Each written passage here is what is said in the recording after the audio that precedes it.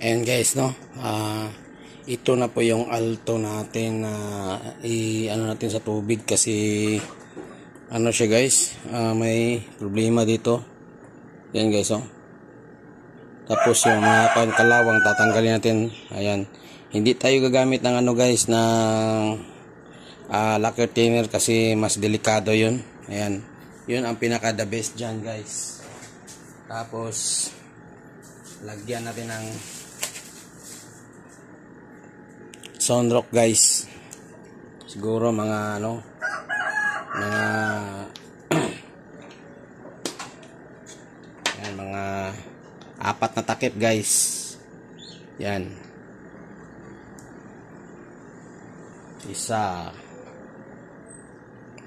3, 4. Yan guys, yung sunrocks guys, yan po yung mga chemical na tinatanggal niya yung mga kalawang, mga amoy guys. Tapos gamit tayo ng ganito. Ayan, may ano na, may ads na tayo. Ayan, lagyan natin ng sabon yan guys. Yan, okay, mag-alala guys, hindi yan masisira guys kasi subok ko na yan guys. Yan, tsaka iyan natin yan guys, babad natin konti. Ayan, oh, bumubula, di ba? Yan, bumubula yan. Yan kasi ano yan siya eh. Ayan, mamaya guys pag ano na, i-ano natin yan, ano natin yan siya dito, dito rin. Yan, dito yan. Yan, kasi malit yung ano natin, yung lalagyan natin ng ano, ng ng board, kaya ito na lang. Yan. Yan, pero yung pinaka ano talaga guys, pinaka importante dito banda guys, oh. Diyan talaga. Yan. Antayin natin guys. Mga ano yan, mga 3 minutes. Ayan, pwede na yan. Ganyan lang. Yan, pagkatapos yan guys, brush tayo guys.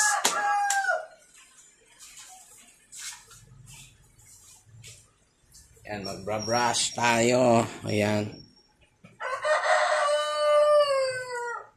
Ito na yung pinaka magandang ano guys. Ito guys, lahat ng dumi nito sa ano guys, sa loob ng volume guys, tanggal talaga guys. Kasi pag ano yan guys, pag thinner yung ginagamit nyo guys, wala talaga yan. Yung carbon yan guys, masisira na lang yan. Diba, sayang. Kaya tinuturo ko yung mga ganitong galawan guys kasi marami tayong mga nanonood na mga ano guys, na mga newbies dyan. Kaya sa mga newbies dyan, para sa inyo to. Yan, sa mga ano dyan, mga vintage, hindi vintage, mga ano, mga legend na mga technician, alam nito guys. Kasi kahit nung una, yung nag-OJT pa lang ako, sa amin guys, sa shop namin dati guys, yung mga TV guys, lalo na pag mga ano, complicated yung sigra guys, hindi makita kasi yung board medyo blurred na. Ayan, sa katagalan ng ano ng board. Kaya yung ginagawa ng mga ano guys, yung mga technician dati, yung mga ano ko, yung iba guys, wala na dito, no? Wala na sa mundo. Ayan, kasi pag OJT ko, yung edad ko is 20 eh. Hindi, 19. Oh, 19 ako nag-OJT. Yun lang yung ginagawa nila guys. Nababad na sa tubig. Lalo na dito sa may IC niya guys, oh, yung may sirang IC. Walang ano dito ang ano guys. Ayan, oh, sobrang dumi guys, di ba? Walang ano dito, yung ano dito, yung kalawang dito guys. Basta ito na yung magano, yung sabon na guys. Grabe tong sabon guys. Yan. Pagkatapos niyan guys, banlawan natin ng ano, ng tubig. Hindi ko na ipakita guys, ha. Yan, saka itong mga switch nito guys, kasi sira to eh. Galaw-galawin natin mamaya sa tubig guys. Yan, pinaka-grabe na mga experience ko dito sa mga repair guys. Kahit yung mga ano guys, mga audio mixer namin, nilalabahan namin yan guys. Sa ano lang, mag-content ako niyan na maglaba ako ng whole mixer guys ha. Pakita ko sa inyo. Pero yung ano guys, yung ano dito, yung ginagawa namin, yung mga ano, yung mga FX board, hindi yan namin dinalaban guys kasi hindi man yan pwede laban. Kasi ano yan siya eh. Buhay yan guys, may 5 volts yan sa loob na ano. May 5 volts yan, hindi yan pwede mamatay. Kaya bawal yan sa ibabad sa tubig. Yan. Yung mga display, bawal yan guys. Hindi yan pwede ibabad sa tubig. Kasi yung sa likod yan guys, buhay yung IC niyan. Yan. Nandito naman tayo sa kabila. Yan. Abot niyan sa loob. Yung ano yan. Pero kung ang may-ari nito guys, so payag na palabahan niya lahat ng board, okay lang naman. Pero ito lang yung laban ko kasi i-troubleshoot natin to eh. Mas maganda pag malinis yung board tapos nag-troubleshoot kayo. Yan. Walang mawala sa inyo dito guys.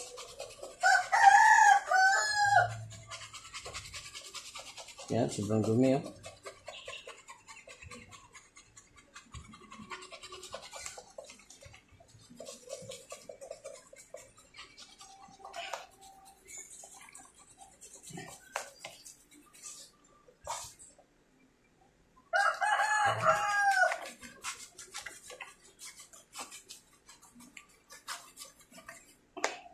Itong mga volume nito guys, hirap to sirain guys kasi sealed to eh.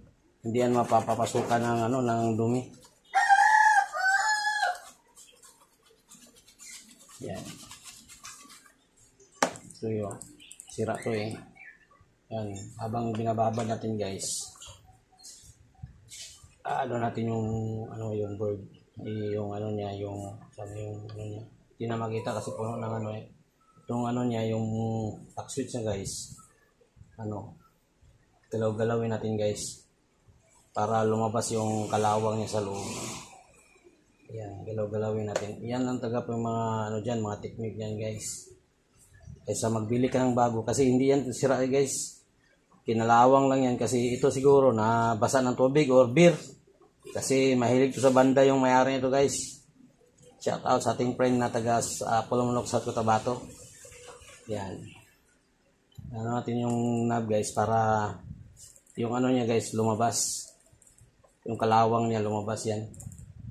Dapat palabasin natin yan para bumalik sa dati. Kasi ito guys, hindi ito basta masira guys. Kasi hindi ito ano eh. Hindi ito ordinary na switch guys. Pero kung sira na talaga, wala na tayong magagawa dyan. Pero ito yung ginagawa ko guys. Ayan, ginaganyan ko lang. Tapos lublob naman natin sa ano. Sa tubig. Yan. Pakita ko sa inyo kasi pakita ko man ito kasi may video ako na live nito eh. Testeran natin na sira talaga guys. Sira talaga siya. Ang ano, yung ito 12 pins, yung gumagana, yung 8 lang, yung 4 wala. Dito guys, yung 6 pins to, ang 4 nito hindi gumagalaw. Open na siya talaga. Ayan. Open talaga siya guys. Yan parang okay na yung ano.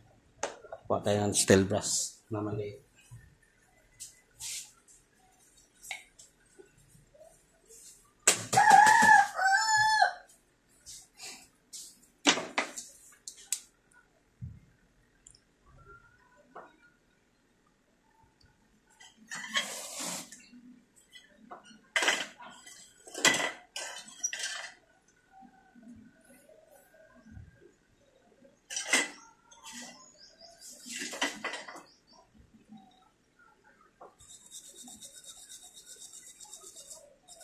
Yan. Pag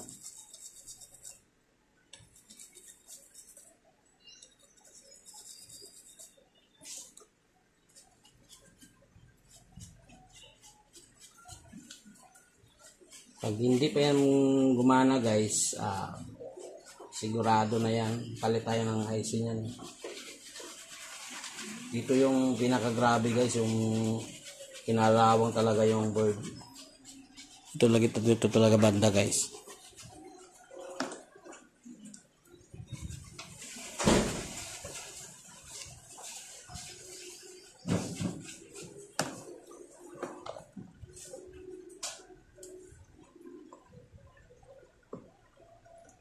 Ayan. Yan, parang nawala yung kalawang dito ah. Ayan pa rin, may kalawang talaga. Kaya dapat baklasin talaga to na IC guys. Ito siya guys.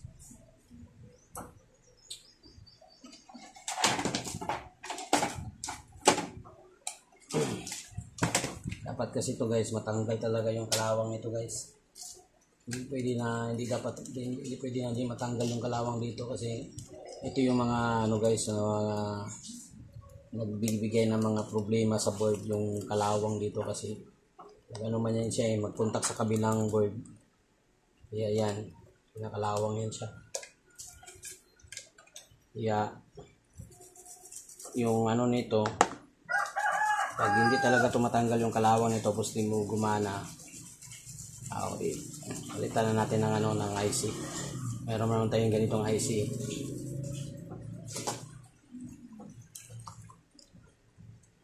Ayan. Babad muna natin guys. Ayan. Babad natin ng mga 3 minutes. Ayan. Para ano siya. Ayan. Yun talaga yung ano dyan. Yun talaga yung remedy dito guys. Ayan. Babad natin. Tapos brush na naman tayo. Kasi hindi yan makuha sa ano guys. Sa isang brush lang yung ano, yung mga kalawang dyan.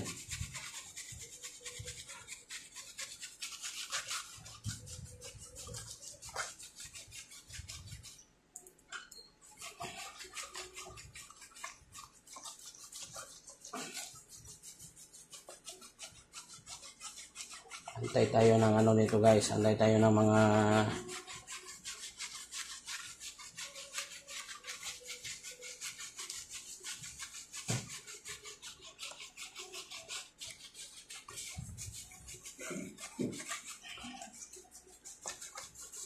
yan. Yan.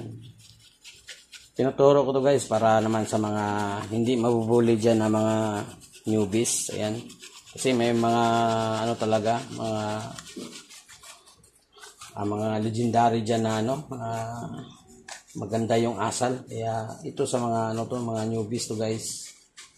Ayan. Very nice. Very nice gid din sa mga ano, mga newbies guys.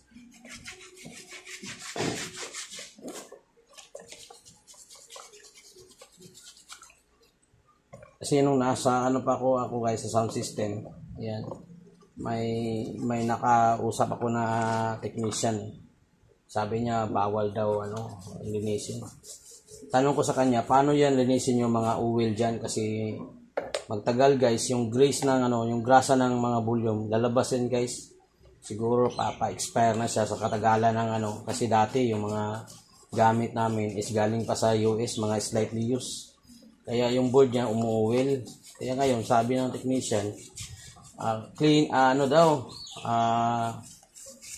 tawag niyan, thinner. So ngayon guys, pag apply niya ng thinner, natanggal yung ano, yung carbon ng feeder volume.